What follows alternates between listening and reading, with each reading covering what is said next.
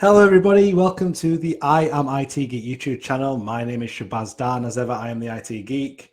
We are deep into AVS Zero to Hero territory now. We've had three amazing episodes where we've my partner in crime for this series, the hero, which is Shannon. Hi Shannon, how are you? Hi, I'm well. How are you? I'm very well, thank you. Shannon's gone through a lot of topics so far. We did an introduction. We looked at what is AVS, and we did something around planning. I feel like I'm ready to deploy, so I'm that's where we're at. So I'm going to quickly jump into the slide deck. And as I mentioned, this is episode 4, Zero to Hero. And what I'm now going to do is hand over to Shannon to essentially take us through some of those good deployments. Sounds good. So I wanted to quickly touch on the network connectivity because I do think this is important, and it's an area that I think gets spent, I think customers spend a lot of time with Microsoft on this. So there's a couple of different interconnectivity models, and let's say you don't need hybrid connectivity. Let's say you just need an AVS environment in Azure. What I had talked through in the sense that you get that express route circuit that you then connect into an Azure VNet, that's considered basic interconnectivity. You're getting connectivity from the AVS management network via the express route circuit into an Azure VNet. And that allows you to integrate with all of the Azure native services that require network connectivity. So that's one of the flavors here. And that's not usually what customers have, but I did want to highlight it. The model that gets deployed is the next slide. So this is the full interconnectivity. So when you think about this, a customer is usually taking a VM from on-premises and they're migrating it all the way into Azure VMware Solution, right? So you see that the AVS network sits over at the far right, and then there's this green sort of arrowed line of communication, right? And then you've got your express route circuit from on-premises connected into the Azure VNet, the same way that the express route circuit from the Azure VMware Solution environment is connected into the AVS, into the Azure VNet, I should say. So if you are familiar with express route, you know that express route routing between two circuits, you can't do it unless you enable global reach. So global reach is a requirement. However, you're not charged for it because you are deploying Azure VMware Solution. So that's the way that you route traffic from on-premises all the way into Azure VMware Solution by way of the two express route circuits. You are introducing BGP into the equation, so it's a non-trivial task if you don't have BGP enabled. If you do have BGP enabled, and I think most enterprises do, this should be a pretty straightforward thing to set up. But this is the model that you need to deploy if you are migrating production workloads from on-premises into Azure VMware Solution. You want to make sure that you have the SLA-backed guarantee from VMware. So if there's a couple different ways you could think about this. Let's actually go to the next slide, and I'll talk through that slide. So you could think about standing up site-to-site VPN connectivity, and you could think about leaning on a vWAN hub. Now, the vWAN hub would route traffic from that IPsec VPN tunnel into the express route circuit by way of the VNet connection point. It would work like global reach. However, VMware won't back a migration pattern using this topology. So that's something to be conscious of. A lot of customers use this as they're waiting for their express route circuit to get deployed. It does take some time. I never understand why it takes so long sometimes, but this way you could build up the familiarity of what it looks like to migrate a VM from on-premises all the way into Azure VMware Solution. You could also set this up if you don't need to migrate VMs. Let's just say you need site-to-site connectivity because you're going to be doing the bulk of your administration inside of Azure VMware Solution. You could just stand up a site-to-site VPN as well. So I like these 3 slides because I think they highlight that network connectivity is a pretty important piece. And this is the area that I think, so we have what are called global black belts, and they are the specialized technical folks that work on this with customers. This has been transitioned into more of a broader Like you're going to see CSAs supporting this and customer engineers supporting this pretty regularly going forward. But prior to, I think this is the area the global black belts would spend a lot of time on. They would bring their networking counterparts in just to make sure that the BGP routing was handled correctly, that everybody thought through the network topology correctly, and that you had done the right benchmarks, right? Because express route circuits have a couple of different SKUs, and you want to make sure you have the right amount of throughput to handle a VM replication pattern all the way into Azure VMware Solution. That for me, that's I didn't again. I think I mentioned in the last episode that with like Azure Virtual Desktop and sort of the infrastructure as a service normally, and even the SaaS sort of products and PaaS, identity is quite important. You know, always the main sort of thing that everything sits on top of your identity. You know, from my experience, but this just shows networking still has a very, very big and important place, especially with VMware Solution. It does. And, you know, it's, I think the hardest piece for me to understand was the idea of you get two express route circuits. You get one with the service, and then the recommended pattern is to have your own express route circuit connected in as well. And that you need global reach on top to be able to handle the traffic being routed between one express route circuit and the other express route circuit. No, that's really interesting. Those different sort of flavors of, you know, potential networking solutions that you can have with it. Yeah, it gets interesting. Yeah, a bit blown away, if I'm honest. I didn't realize there was that much to it. So no, thanks again. I wanted to hit on that too, because I do think it's important before we go into the deployment, because you're going to watch the deployment. It's going to seem pretty straightforward, but some of the network planning has to already be there in order for it to seem as seamless as it does when I go through. And I suppose that's going to build us in nicely to what we're going to be looking at next, which is sort of the steps to deploy. Correct. Yep. So you'll deploy the private cloud in Azure, which is just like deploying a lot of different Azure services. In fact, there's a screenshot here. It looks just like every other Azure resource if you're deploying it from the portal. Then you'll create a VNet, right? Remember, it has to have a gateway subnet. From there, you'll create an Azure Bastion and a jump host. You could create a jump host with a just-in-time public IP on it as well. Remember that once it's deployed, you still need a way to hit the vSphere environment via a web browser. And the way to do it is by a jump host. From there, you know, I guess as part of the VNet, you could create the gateway subnet and the VNet gateway. Although now there's a handful of different automations that are showing up. I'll showcase that in my demo. You did have to create the gateway subnet and the VNet gateway prior to. Now with the updates, you just have to make sure that that gateway subnet's there and it's got the right amount of CIDR address blocks provision. So usually /27 is the direction that you would go. And you don't have to actually create the auth key in the VNet gateway. So just don't. This is a recent change. I probably should have looked at this. So there's a series of automations that happen. And I'll kind of explain that prior to this recent change from the engineering teams, you did have to create an auth key in the VNet gateway, and you had to create a VNet gateway. There's an automation now that handles all of that for you. Now, to connect the AVS Express route to the VNet gateway, same thing. It's part of that automation. But you could build these out if you wanted to. There's just an automation now, and most customers are choosing to go that route. So if you wanted to sort of roll your own, you know, there's a lot of customers out there that like to know how to do it soup to nuts. You could think about building out a gateway subnet and a VNet gateway and creating the auth key and then redeeming that auth key and connecting everything up. But or you could just lean on this automation that I'll show you in the demo. I suppose once you've deployed it, then it's time to kind of connect to it then, isn't it, really? Correct. And that's when you would connect to the jump host behind the Bastion or the jump host with just-in-time access. Then you'll connect to the vCenter and the NSXT environment. So these credentials are registered with Azure upon deployment of the service. A couple of iterations back, you had to supply a password. Now you don't have to. That gets built out for you with the automation that builds out the full vSphere cluster. From there, you would enable global reach for the on-prem access. And then this is an interesting component. So most customers lean on Active Directory. You would still lean on Active Directory in this instance as well.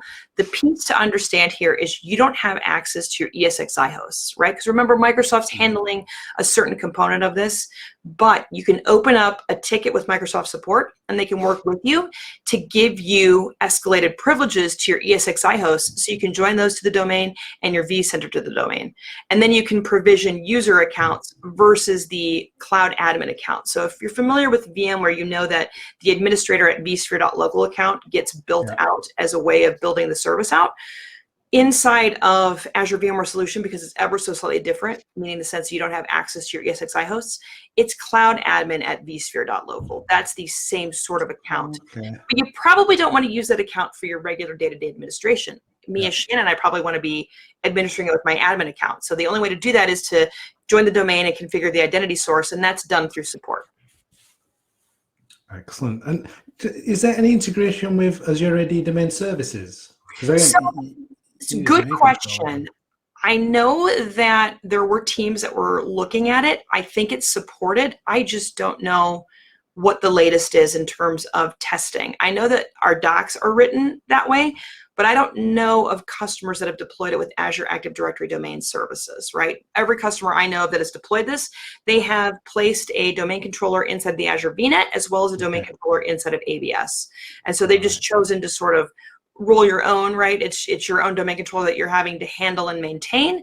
But I mean, I guess if you're a customer that's heavily integrated in the enterprise space, that probably isn't something that you would gravitate toward. You probably would spend the time of building out your own domain controllers and just dealing with the same lifecycle management that you do with your on-premises domain controllers.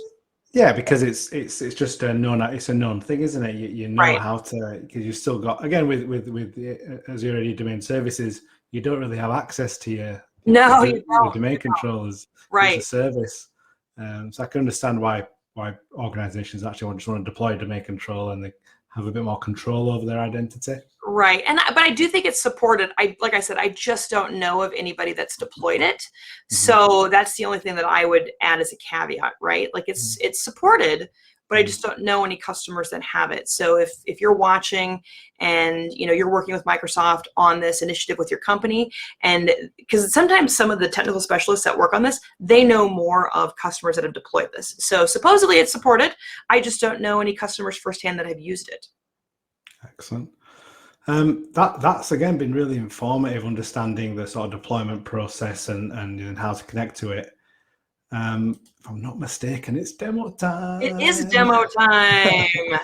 So I believe I will remove that, and I think you want to share your screen. Is that right? And I think I've shared it. There we go. Perfect. So this is a video, and like I said, the deployment takes about 4-ish hours, approximately, give or take. I created this demo video for VMworld. So if you're going to VMworld, it's all virtual. You'll see the same video show up on the landing page for Azure VMware Solution. However, you'll also hear my voice. This does not have my voice. So I'll kind of walk you through it, right? So you're looking for the service, and you're grabbing it from the portal like you would if it was any other Azure service.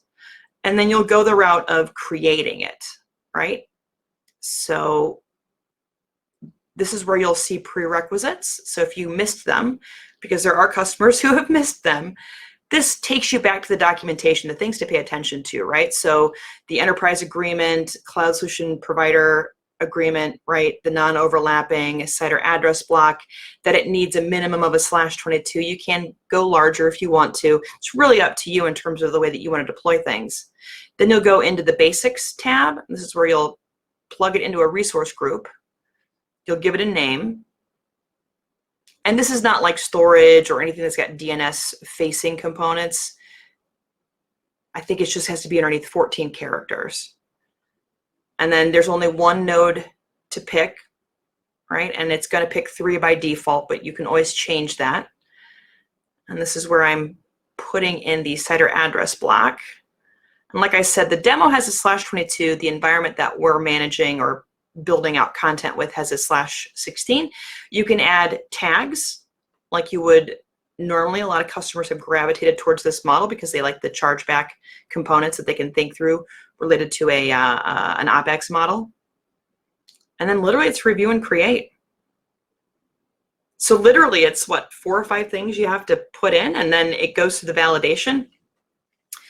And you'll be able to go take a look at all of the pieces you've configured. So let's say you misspelled something. You could always hit previous and go back and course correct. But I always recommend just to go scroll through, make sure everything's correct, because again, it's a 4-ish hour deployment. You probably want to make sure you've got everything lined up correctly. And this is where by the power of video editing, this is where I sort of make this process, I speed it up, right? I'm looking at the start time there. There you go. Well, as I say, yeah, the crazy part doesn't show you the end time, but it is about a 4-ish hour sort of thing. And so this is how you know everything shows up as it's been built and everything's working correctly. You see the status up there, succeeded. So while it's building, it says building. So the entire 4-ish hours, it's going through the automations where it's provisioning the hosts, adding in vSphere, all of the above. So this is the extra piece here that is, so this will kick off an automation. You can always build this out on your own, but this is an awesome new automation that engineering has done. So you can link this to a virtual network, and the virtual network that shows up here has a gateway subnet. And I've got Azure Mask on, so it's blocking that, which is fine. And then you just hit save. So you don't have to create the VNet gateway, the local connection object. And I sped that up too, because that's about a 30-ish minute process. And you know everything's been configured because you'll go down here to the connectivity blade again,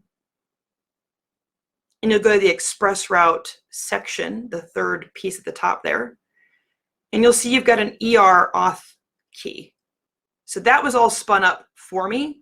You could always do it on your own though too, because there are so many different flavors of Azure-based customers, right? People that are super excited to do whatever, but then it's all, this is basic interconnectivity is what that demo kind of showcased.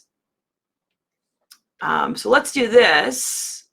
I am actually going to bring up the portal now.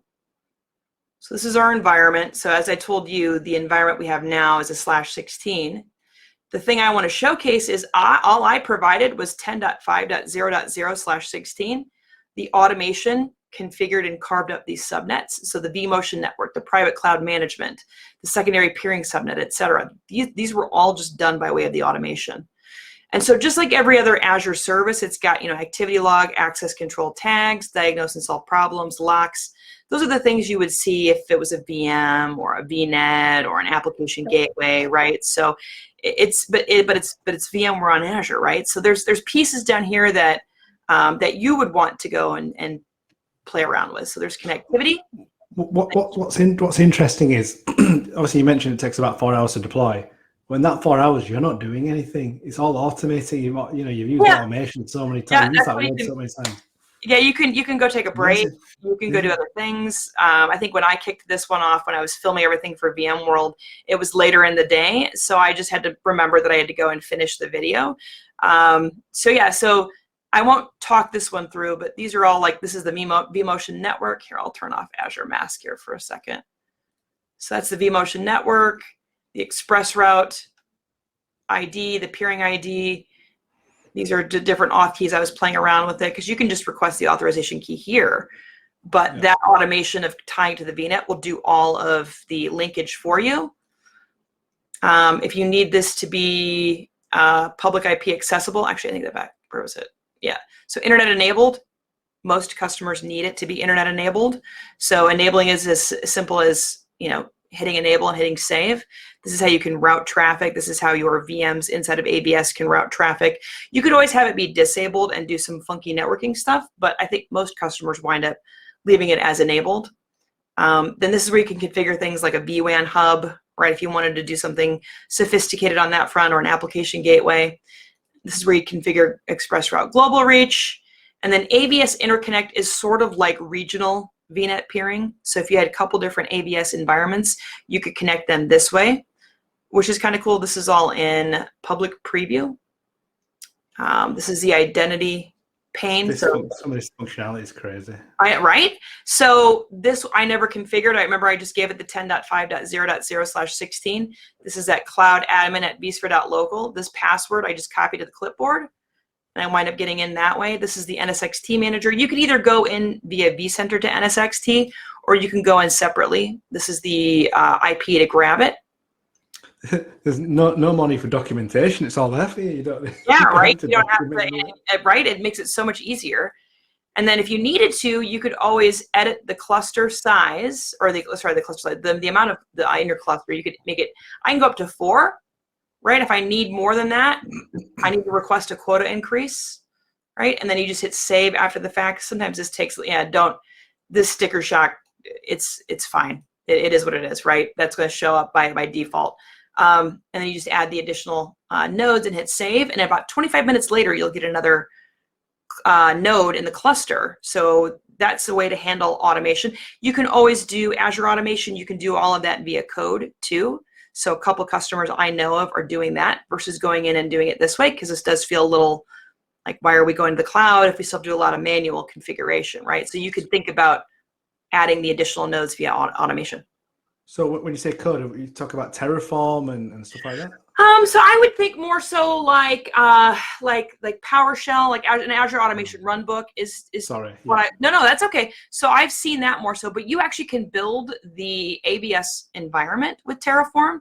You can build it with an ARM template, with the Bicep template. So all of that is available at the moment. So you can think through building it out. But again, it's going to be a 4-hour-ish deployment. So you're building out a cool template that you can use, and you've got to wait 4-ish hours for it to deploy. And you probably, and I could be wrong, I guess customers should let me know if they redeploy this often, but you aren't probably tearing this down and redeploying it regularly. That's right? exactly what I was thinking. But the host, adding a host though, that might be something you might want to do on a occasion again. So that's something you want to automate. Yeah, so I've seen and I've heard of customers leaning on an Azure Automation Runbook. And I imagine there's all kinds of things. You could probably do like an Azure Logic app too, right? All kinds of interesting stuff you could think about. But that would be how you'd add additional nodes in the cluster. And this is placement policies. This is where you can start to define what goes where and why. And it is in preview. So I've never gotten this blade to load quickly, but it's in preview. This is where you can actually, if you're familiar with DRS rules, that's sort of like what placement policy is. So, yeah, seeing it, I got to figure this out. It doesn't want to do it right. And I don't know if it's because of when I deployed it, but then I talked about the add-ons. So this is your Site Recovery Manager add-on. And then this is when you add on HCX, right? So you agree, and then you would just add on the HCX Advanced. If you need the Enterprise, because you're dealing with a lot of different sites, you would open up a support ticket, and then they would add that onto your your billing plan. The other cool thing here is NSX, right? So I'd mentioned a couple customers, customers gravitated towards NSX differently. Many customers didn't gravitate toward it at all. A number of customers did, but for the customers that didn't, you can actually build out segments here in the portal. So I've got this segment. It's already tied to my NSX environment, and I configured it in the portal versus inside of NSX. So that was kind of an awesome reality. You can add a DHCP server in the portal, right? Sorry, just going back. So you don't need to be an NSX expert. You don't. No. Granted, if you are, you do get access to NSX like you would if it was on premises. But if you're like me, who, like I said, I hadn't really supported a lot of this, and if I did, I always had specialized SMEs that would come in and do all the NSX configuration. So I didn't really know much of it. I have leaned on this more than I've leaned on NSX. So this is an awesome simplified interface. But yeah, you could build out a DHCP server. You could think through port mirroring. I don't have anything set up right now. And you can even think about building out, so I've got the DNS environment configured, and our sub is called AVS land, which I thought was appropriate. Very much so. So that's basically everything. And then, you're seeing things show up here too. There's alerts monitoring. We can talk about this when we talk through the monitoring sections. Yeah. But I think the next thing to go into would be to see what this looks like, right? So I've got a bastion over here. Dawned on me. I don't know. So let me do this. So if you want, you can block that out. I think this does have the password in it, but what I'll do is I'll edit this bit out, and then okay. if you want to just Take a second and then, yeah, okay, perfect. So then, yeah, you'll connect with the Bastion.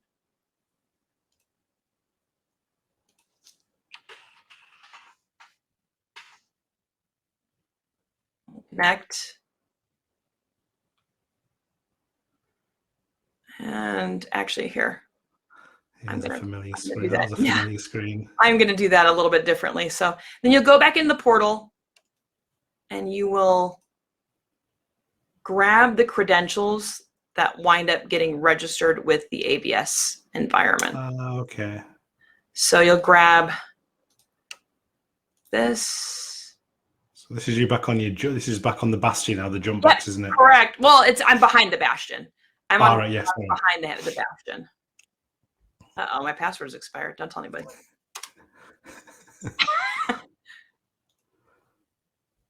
It looks just like a VMware, doesn't it? I mean, I'm like, wait, what? So you click there. Oh, it's been a long time since I saw this interface. I know, it cracks me up. So then we'll put that there. Let's go back here. Let's grab the password.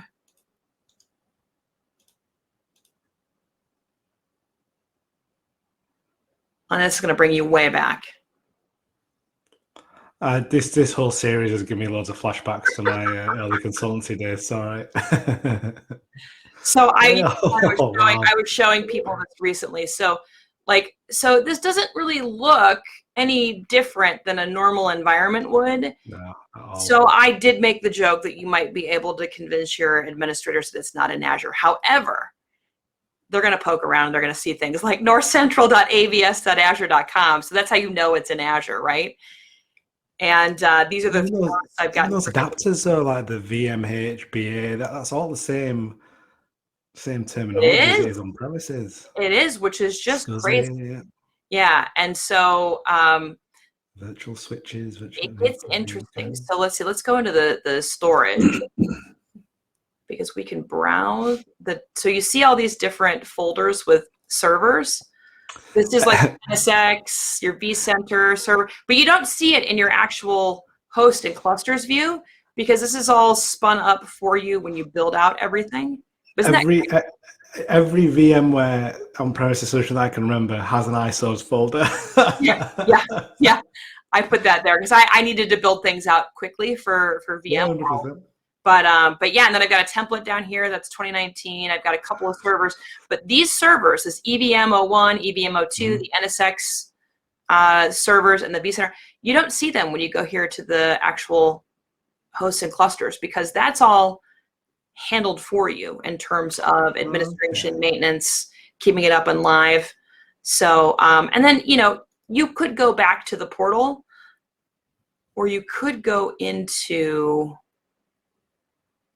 Hang on. Hang on. I think, hang on. You'll have to grab that too. So then you can grab, this is the NSX.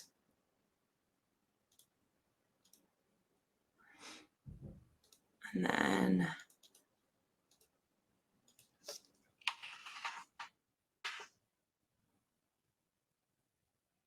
now you're inside NSX, right? And you've got your tier 1 gateway, or your tier 1 0 gateway, or tier 1 gateway. I got 4 segments, 9 virtual machines. Now, granted, only 3 of them I've configured. The others are those virtual machines that get spun up by way of the automation. And I mean, it's insane. The fact that I didn't have to know NSX. All I had to know was how to fill things out, right? Yep, and click next and review and create. Then all of the automation wound up getting kicked off.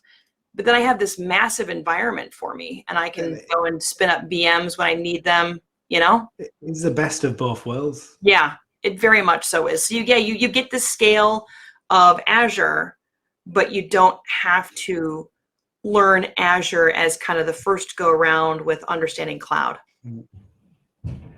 That's amazing. Yeah. But yeah, this should hopefully get folks feeling more confident Definitely. Well, again, it's made me, like I said, brought back some warm memories of my VMware days. Right, right. But it's just interesting just seeing how simple it is to deploy. And again, the 4 hour thing, that's 4 hours of you doing nothing. You just, you spend about 5 minutes going through, making sure, and because you've done that planning already, yeah, you should know what all those pieces need to be, so you can quickly click through it, let it deploy, and you've got this amazing environment which you can fully integrate with your on-premises VMware solution, and or have it all under one pane of glass as well. Well, so I forget what it's called. So I think it's hybrid link mode on premises.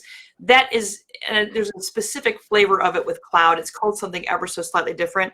Mm-hmm. If you want to see your on-premises vCenter environment, you do need another tab, but that's another tab because I think a lot of customers got used to seeing, a couple different vCenter instances. So you collapse it up. You've got a couple different vCenter instances in the on-premises world.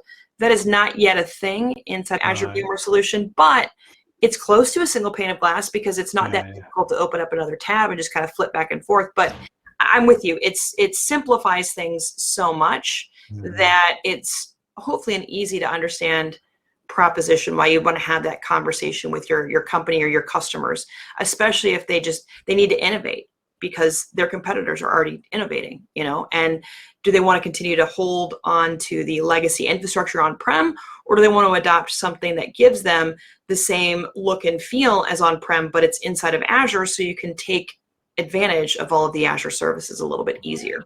100%. That deployment was really interesting to see.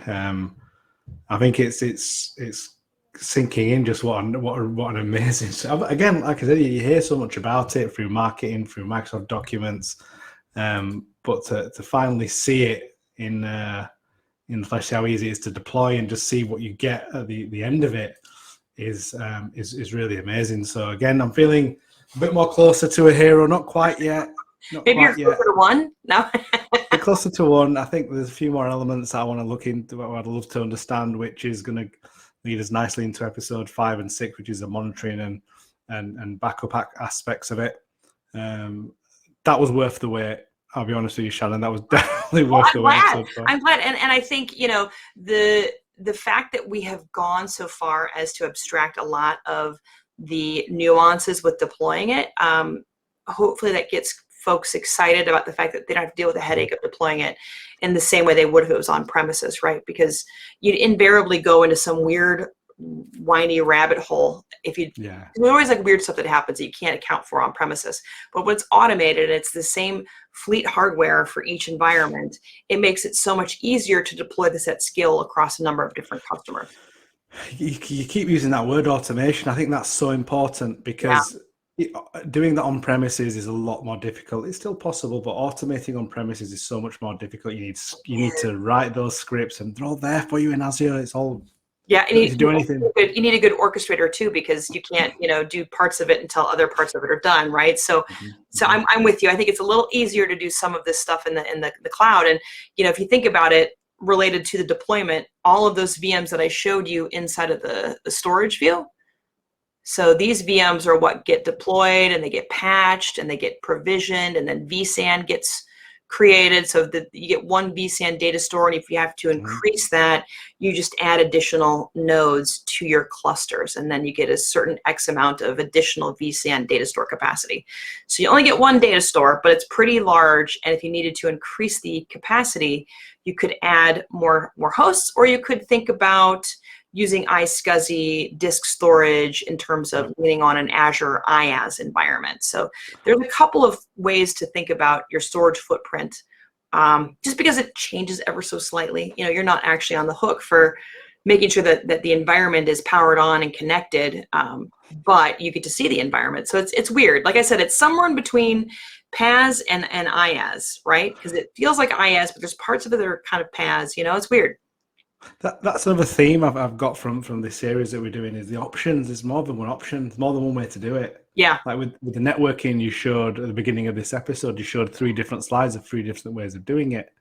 This was one that customers tend to do, or you can do it this way, or you can maybe do it this way. Right. And the same with the storage. It just seems to be a lot more options that you would not necessarily have if you're on premises. Right, right. And I think it's just getting everything into the cloud. Once things are in the cloud, it's a little bit easier to do what you need to do in terms of scale, capacity, and measuring that capacity over the course of your workloads, like longevity. And make sure your workload's not coming to a screeching halt. And I think the cloud allows for scaling up a little bit better sometimes than you get on premises, because you're sometimes resource constrained. I mean, I'm so at the moment I'm struggling to find any negatives around it, if I'm honest with you. That again, another amazing demo. Thank you very much. I think going through the monitoring, alerting, and backups will bring it full circle, as on the whole package. I'm again looking forward to that. I'm too. Those are going to be the last few episodes that we've got planned. But again, thank you very much, Shannon, for your time. Sure. Thank you everybody for watching. Obviously, thank you for everybody's support. So continue to comment on the videos. You can see all Shannon's socials in the description. If you have any questions, obviously for myself or the hero of the series, Shannon, please do drop her a message or put a comment on the video. Smash that like button and don't break. We're not paying for any mice that you break. Yeah, don't do that. That's not necessary. Yeah, we're not condoning that. And obviously, don't forget to subscribe. So yeah, this is a wrap for episode 4.